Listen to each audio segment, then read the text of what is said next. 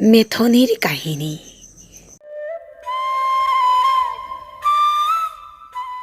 কবি হেমচন্দ্ৰ কছাৰী।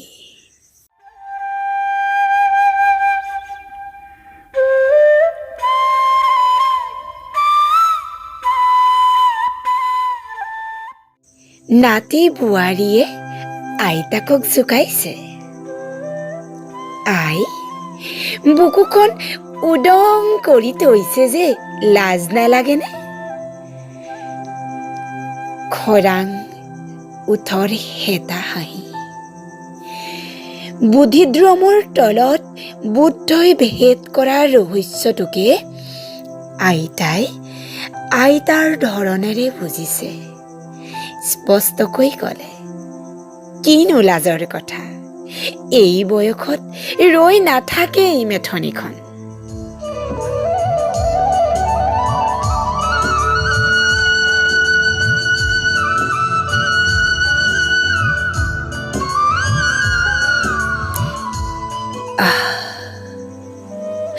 কি কদৰ্য বাস্তৱ!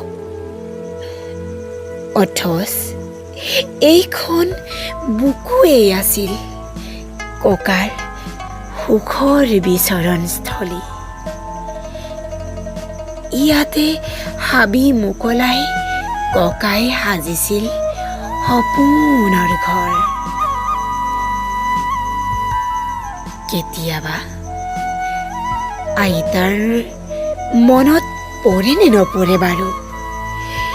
ককাক লগ পোৱাৰ আগৰ সেই পাত গাভৰু দিনৰ নিপুতল বুকুৰ চঞ্চল উশাহবোৰৰ কথা?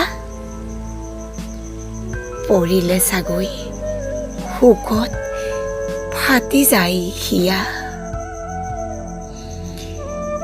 নাতিনীৰ কণ্ঠনলীত এডাল পথালিকাইত সৰ্বশৰীৰ কপাই বলি গ'ল এছাতি চেঁচা বতাহ। সোণ খুটোৱা বুকু এখন এনেকৈয়ে ছাই বৰণীয়া হৈ উটি যায় নদীৰ কোবাল সোঁতত। হয়, আজিকালি আইতাৰ বুকুখন উদং হৈয়ে থাকে, মেথনিখন ৰৈ যে নাথাকে।